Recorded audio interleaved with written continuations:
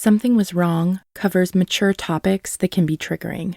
Topics such as emotional, physical, and sexual abuse. Please, as always, use caution when listening. Opinions of guests on the show are their own and don't necessarily reflect my views or the views of this podcast. Please note, I am not a therapist or a doctor. If you or someone you love is being abused, please call the National Domestic Violence Hotline at 1-800-799-7233. If you or someone you love is experiencing a suicidal crisis or emotional distress, please call 1-800-273-8255. For more resources, visit somethingwaswrong.com/resources. Thank you so much. In an interview with CBS, Dr. Kathleen M. Hyde, a professor of criminology, licensed mental health counselor, and court-appointed expert, reported that matricide, the killing of mothers by their biological children, is a very rare event comprising less than that of 2% of all U.S. homicides in which the victim-offender relationship is known. Data reveals that most mothers are killed by their adult sons, and that daughters younger than 18 years are the most infrequent killers of mothers. On average, about 5 parents are killed by their biological children in the United States every week. When a loved one is murdered, the trauma and grief persists long after the crime, arrest, and even conviction.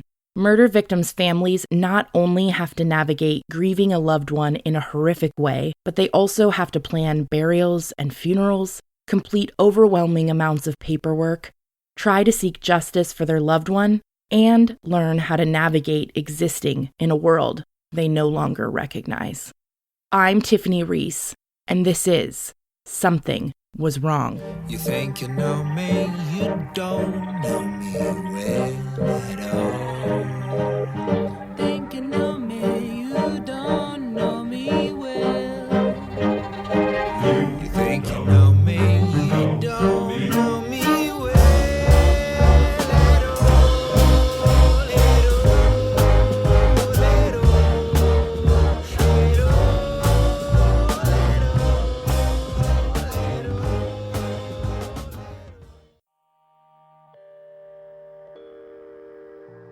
I just remember thinking, how am I going to get through this? Where am I going to stay? I don't even want to go back in that home. What am I going to, what do I do? Is this real life? And my best friend, who was there with her boyfriend, who, mom was very close to both of them, she invited me to stay with her at her mom's house. So that night I went there and I, quote unquote, slept. If you could say that. I think I got 20 minutes of sleep. They were so kind to open their doors to me.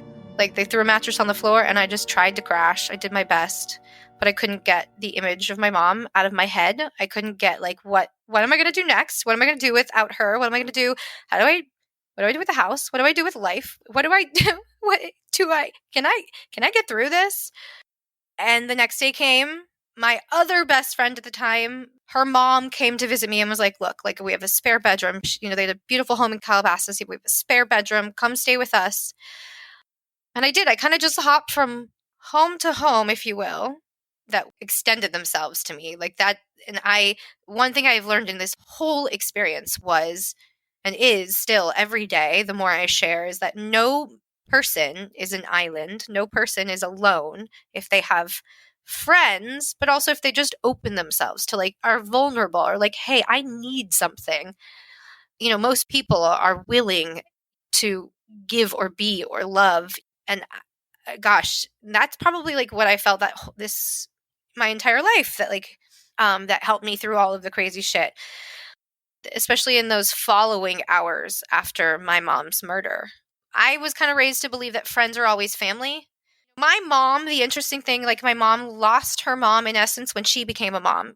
Part of her trauma too, as she got divorced and moved back to the valley. She was moving back to the valley to be closer to her parents and her family, but her mom got Alzheimer's and she basically, in essence, lost her mom very rapidly. She couldn't even talk, couldn't remove her body very rapidly. So mom had always had to make her own family. She had 2 sisters, kind of always argued with one of them and was closer to the other. But she had always had girlfriends and guy friends and just coworkers that she was able to lean on, and they leaned on her, and she taught me friends were family. And I think that was one huge saving grace in those hours after, because in these years after, because my family was disbanded that evening, in essence. Whew. And I of course reached out to my dad. I didn't stay with him. I think I stayed with my girlfriend's mom in Calabasas in this beautiful spare bedroom that they opened up to me for about 2 weeks. And after those 2 weeks, I went home. I went home to like a clean home. I didn't know at the time, but like there were no crime scene services. There are no crime scene services as far as I know still, which means that like, there are no services that like come and clean them up. So my neighbors that opened their home to us that evening had gone in and checked, and they'd found everything as was, except mom's body basically and all evidence. And they cleaned up for me. And so I came home to a clean home. That was just more of the community that wrapped me in love and like protected me, and continues to.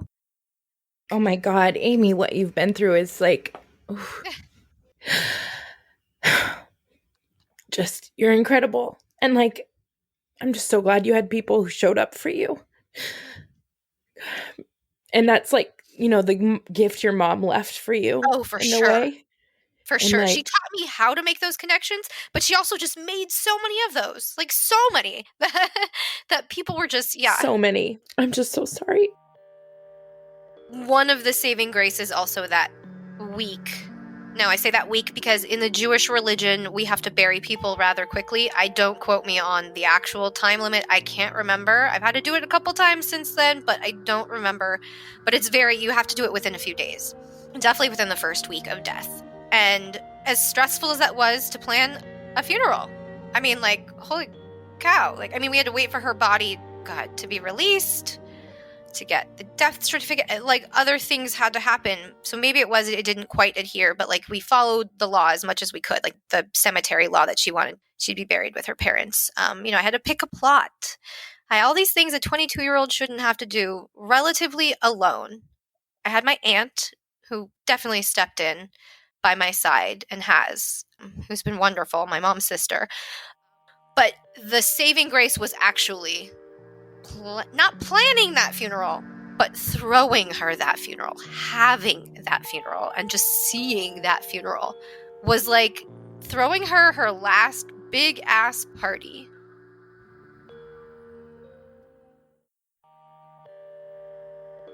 My mom was somebody who just loved a good party. She loved to cook. She loved her friends. She loved to, I don't think it was like a show off thing, but she loved her own space. And she loved being in her space, and she loved having her loved ones in her space, and she loved feeding her loved ones. So, like, I loved being able to do that for her. We didn't have the funeral at her home, obviously, but I remember burying my grandparents, and we'd been to the cemetery plenty of times, so it was familiar to me. I feel like I was connected to her there, and I felt like I was connected to the over 500 people that showed up just to say goodbye to her or to honor her. It was incredible. Her funeral was such a great reminder, not only, again, like a way to honor her and throw her like this last shindig, but it was the community's way of honoring her and just sending her off with love. There were over 500 people that showed up. There were so many people that there were TVs erected outside, so those who couldn't fit in the rather large, synagogue or whatever it was just heartbreaking, those eulogies too. There was a rabbi that had known my grandparents that spoke, and he was like 80, I think, at that time, sending off my mom, who was his student. But there were so many faces and so many people that loved her, and I think that continued to wrap me with so much love and community. And I actually ended up being able to see, there were fraternity brothers that I had hung out with. Her second to last Mother's Day, Rory was in jail, and I had taken her to see a show again. Shows were our thing together. And I was like, hey mom, you want to go see the fraternity house that I hang out at a lot? And she's like, yeah, why not? And we went, and all the fraternity brothers that happened to be there got down on bended knee to welcome her. And she was just in love. She loved knowing I had that at school. And I loved knowing I had them in her death. Like, they all showed up. There were so many people that showed up that either had only met her once or that had known her for years and hadn't spoken to her in like 30. It was amazing to see how many people truly loved her. And that really served to carry me through some of the harder times to come. Another thing that I did to get through, it was hard to be home. I didn't want to be home. I was living alone. I got roommates rather rapidly, but they were not good roommates to have. They were friends from like middle school who, it was kind of just like a boundary issue. It was like, rent can't be paid on time quite, or like they were really messy and there was just a level of respect we didn't have with each other. So I had to kick them out rather rapidly, but, it was kind of like a revolving door still, which didn't serve me that well, but I threw myself into travel. I sent myself to Ireland, like for St. Patrick's Day one year in actually 2008. What is that? 5 months later, I was like, get me out of my home, get me out of my space. I actually didn't even inherit any money at that point either. Everything I was paying bills from was technically at that point an estate. My mom had some money, like that I could just still pay bills with, but I couldn't have any of it because Rory was not convicted. Nothing was happening legally. At that point, it was just stalled. The legal process, as I will learn as time unfolded, is very slow and tedious. So I did as much as I could to take myself out of it, take myself out of my home. I traveled to Ireland. I traveled to Palm Springs. I went and sold my mom's math book at that conference alone with one of my employees who was my mom's former student. All these people just were showing up and supporting me throughout it. It was people that carried me through. It was love. I did whatever I could to seek happiness with people I loved, like with my friends, with my loved ones, but I was lonely. I was lost. I had been in a family for so many years that always gave me this purpose. They always gave me this role to fill. I didn't have to question what I had to do. I just had to fall in line, kind of. I had to be that people pleaser. And as long as I knew what what was the argument? What can I diffuse? Then I knew how and where to be, what to be doing. And then as soon as that was taken from me, I was like, oh shit, now what? And I definitely was going on a journey at that point for self-discovery, but also very much for a fucking husband, I think. Like, I didn't want to be alone. I was scared shitless. Every time I was home, I was thinking, is Rory going to get out? He wasn't convicted at this point. My life had just flashed before my eyes. Being home alone was scary. And not long after, I think 5 months after my mom was killed, I met a boy, I would say. We were so young. And that boy, his family knew my family, oddly enough. I had never met him before, but my roommate at the time actually introduced us. And it turned out that this boy I was meeting and falling for, his mom had been at my mom's memorial. That's how big the community that showed up was. And she didn't even know my mom. She was friends with my aunt, oddly enough. They had known each other for years. And eventually I would meet this boy's mom and she would tell me, when I saw you that day at the memorial, I just was like, who is that gorgeous, glowing girl at this funeral? And that sounds really weird, of course, in retrospect, but it was because I was so surrounded and uplifted by people that loved me and my mom that the love was so omnipresent, I couldn't focus on the bad. And I think that statement, I was like, oh God, I need more of this. I need more love. And I, dived headfirst into the relationship as we kind of dove right headfirst into a legal battle to convict Rory. I knew so little about the legal process, which is kind of ironic because my dad was a lawyer. And even though he was trying to be more present in my life at this time, he was getting sober on and off. He was trying. He really was. And we kind of had a better relationship at that time, a little bit. But I knew nothing of the legal system. He did not educate me. I learned what I learned from courtroom drama and maybe books, perhaps. My mom and I really loved true crime books. So I had only like a eagle eye view of the legal process until I was thrown into it. And boy, that shit is tedious. Rory was immediately captured that evening, as I said, maybe like the next morning, technically. But God, it would take so long to actually convict him. And it was the most painstaking process. He was a master manipulator. And you know what? The moment he was thrown into jail for the final time, hopefully, that didn't change. He utilized his master manipulation tactics still from within jail. Without getting too much into the details, he really did whatever he could to get away with Mom's murder. He tried. Of course, he had seen it on TV, represented himself at one point, which stalled things. He did whatever his lawyer advised. He quit lawyers, like he quit doctors, like he quit school, like he quit the military. He had an ever-revolving door of lawyers, and he did so many other things. I mean, I can't even get into the minutia of it, but so I went to jail to beg him to stop this shit. Again, part of the legal process is I couldn't have my mom's money, not even my 50% share. She only had 2 kids. My 50% share wasn't even freed legally because he hadn't been convicted. So technically, because no judgment had been passed, nobody had any claim yet. So my mom's money was just floating. I was supposed to pay mortgage from this estate. I couldn't really take money out for any other things.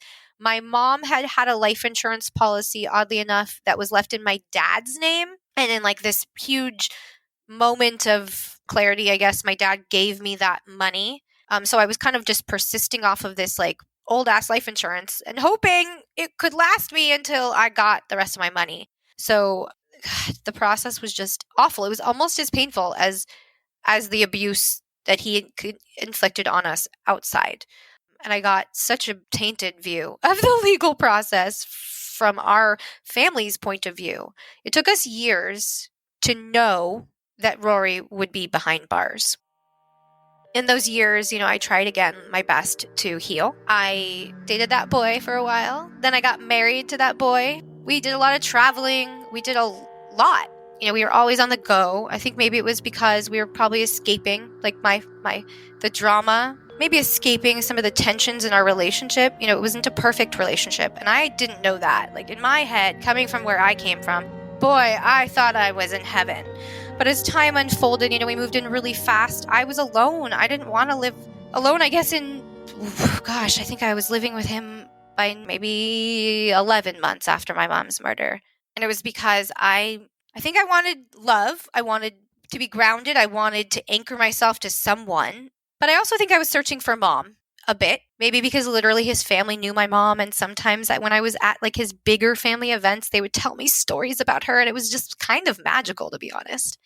But I also think my ex-husband was a lot like my mom and my brother in the sense that in some ways, not all the ways, but in the ways he was always going in one direction. He always knew exactly what he wanted. And he was going to get that, and nothing was going to stop him. And that became an issue as time went on. And I don't think I realized that until we got married and I started to really try to heal. After Mom's murder, I definitely was looking for her wherever I could find her. I had the beautiful opportunity to pen a few Chicken Soup for the Soul stories in which I share angel visits from her. And, again, like I said before, I take everything with a grain of salt. I have an aunt, my dad's sister, who fancies herself a medium. And again, everything with a grain of salt. Can't believe it or disbelieve it either way. It's her truth. And, she told me, look for songs from the radio, look for license plates, frequencies. She's out there for you. And so I would find myself doing that. And even though I would get these visits here and there, if you will, I needed something more concrete. And I guess the closest thing to concrete that I had experienced that was the psychic. Probably about almost 10 years after Mom was killed, and which right now it marks the 13th year. I really needed Mom. I was losing my father-in-law, and I just wanted Mom's guidance. So I remember calling the psychic, making an appointment. I was sure not to tell her my name. She only takes your first name. I was sure not to tell her any other information. I kind of wanted to go in with what I thought was a clean slate, just to see what she would say. I drank my Turkish coffee. She read the grounds, the grinds or the, stains in the cup. She's discussing my future. And I couldn't bite my tongue. I had really tried to make an effort to not tell her much about myself. I wanted to see if she would mention mom. And when she hadn't, I said to her, and I said as little as I could to see how she would respond. But I said, my mom visited you about a decade ago. And her face kind of went white at that moment. And I didn't really say much more than that. At that very moment, I was just watching her. And she didn't know where I was going to go with that statement, right? It could be positive. It could be negative. She almost knew that it was a negative experience. And I didn't even know it was a negative experience at that point. I just still didn't know what the psychic had told mom. So I gave her a little bit more. And I said, my mom would never tell me what you said. In an instant, no hesitation whatsoever, she said to me, I told her that if she kept doing what he wanted her to do, if she kept feeding into his behavior, that something very terrible would happen as a result. And I started shaking. All I said was my mom visited a decade ago and wouldn't tell me what you said. That was it. And that was her response. And she knew in an instant who I was talking about, what I was talking about, her warning that she gave mom. And I just broke down and she knew, I didn't have to, she's something, it happened, didn't it? And I said, yeah. And at that point I told her what happened. I didn't have to tell her it was my brother. I didn't have to tell her any of that. And again, I don't know how much she intuitively picked up or not, but it was just the craziest experience. Wow. Yeah. She confirmed, from her perspective, mom was still around. Mom is still very much here. Mom is very proud of me. All the things I kind of needed to hear in the moment, but especially the confirmation. And also it made me really heartbroken that mom lived with that in her last year or so. I think it was about a year before she died that she had this meeting with the psychic. And man, that was just a mind-blowing experience.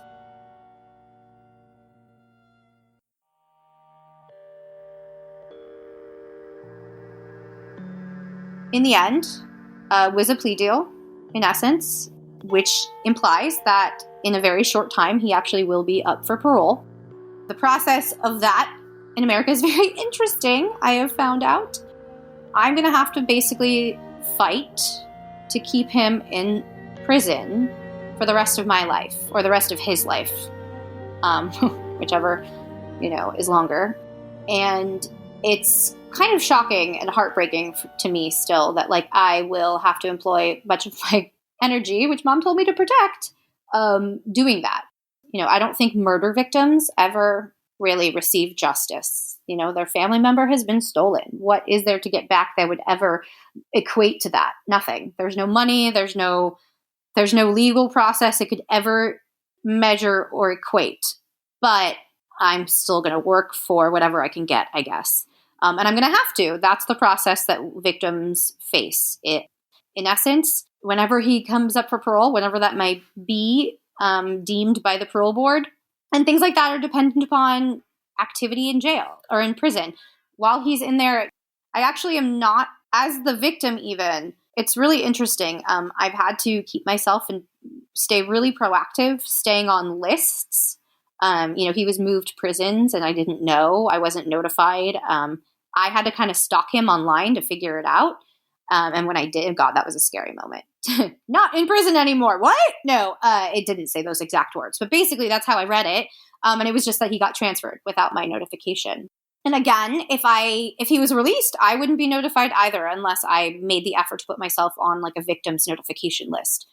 Similarly, when, let's say, he's up for parole, which I believe, I don't know the exact date, but when that does happen, I won't be notified or be given the chance to speak at that parole hearing unless I stay on top of that information. So really the onus of responsibility lies on me and victims, other victims, and that's pretty mind-blowing.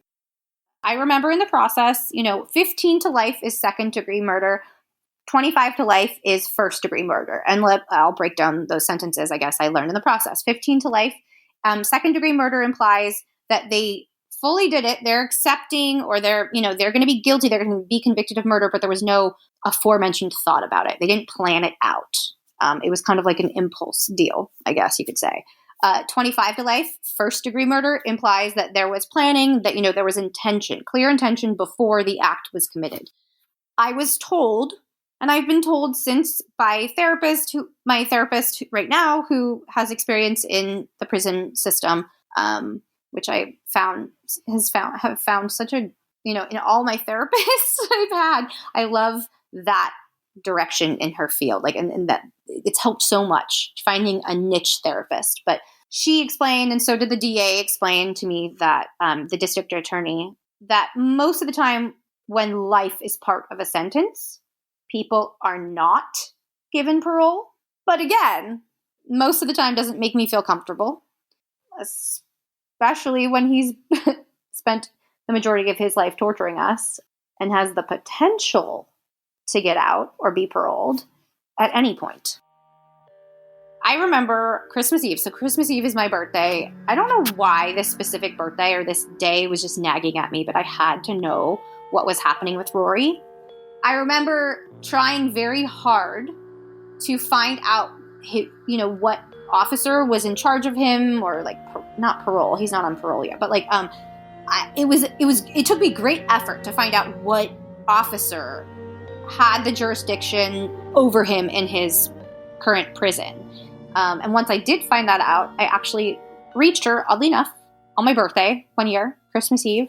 She called me back. I guess I had left enough frantic messages.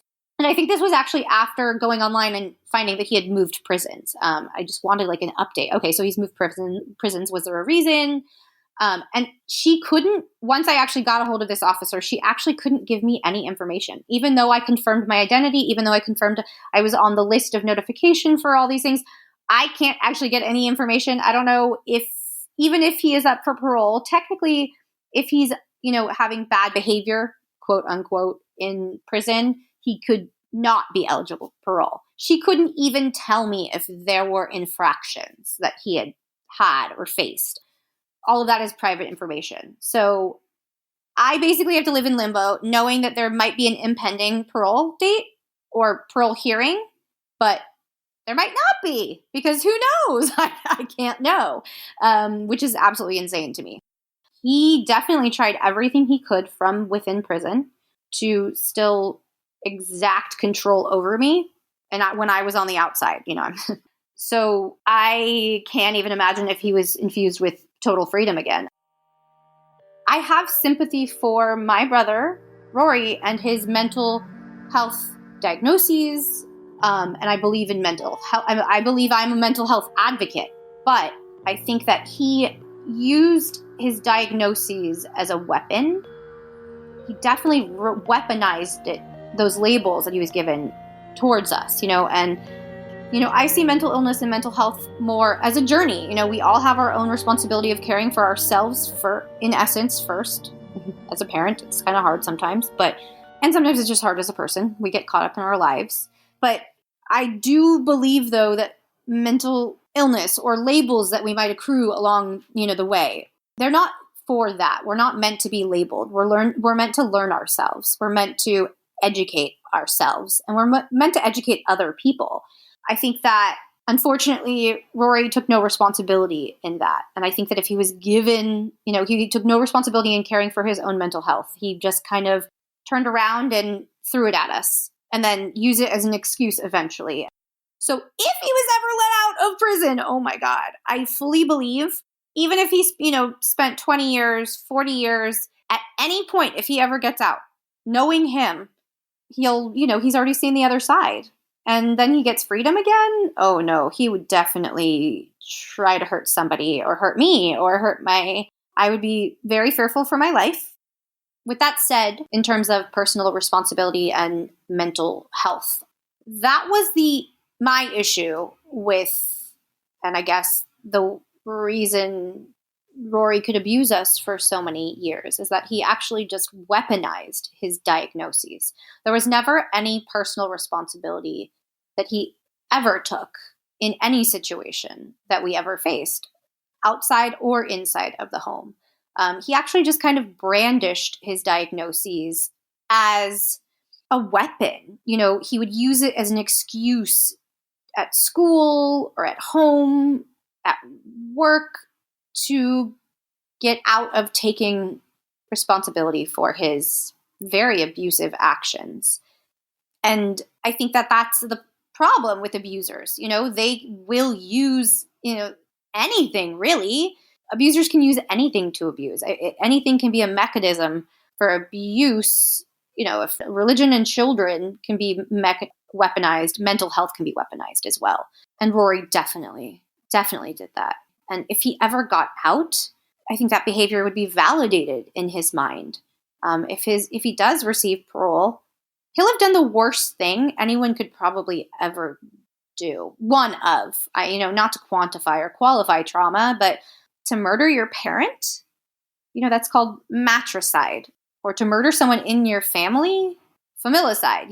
To do that, the person that reared you and raised you and did everything for you, I think that if he ever got away with that by getting out, having served some sort of sentence and, being free again, that would almost validate that he could do anything. And I'd be fearful of what he would do.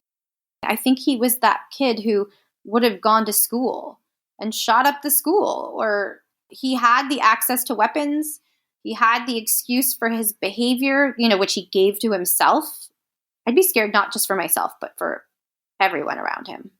100%. And like you said, mental health, someone's diagnosis is not ever an excuse for abuse, or it doesn't ever justify any sort of abuse. It's a data point, but it's your brother used it, and like he would have used any other thing he could possibly to manipulate your mom, as he did anything he could. And like you said, abusers so often do that. They'll come up with all sorts of reasons and excuses to continue to get access to you and to continue to not take accountability for their behavior. I am a victim of domestic violence, but even my saying that, and even if I label that myself, and label is a hard word for me, but even if I label myself for that for the rest of my life, I don't think that binds me to any sort of behavior or any sort of issues per se, for lack of a better word. I think it's just for myself to be educated, so I can educate myself about victimhood and being an advocate, but also so I can educate other people. Next time. You think you know me, you don't know me well at all. Something Was Wrong is produced and hosted by me, Tiffany Reese. Music on this episode from Glad Rags. Check out their album, Wonder Under. If you'd like to help support the growth of Something Was Wrong, you can help by leaving a positive review, sharing the podcast with your family, friends, and followers, and support at patreon.com/somethingwaswrong. Something Was Wrong now has a free virtual survivor support forum at somethingwaswrong.com. You can remain as anonymous as you need. Thank you so much for listening.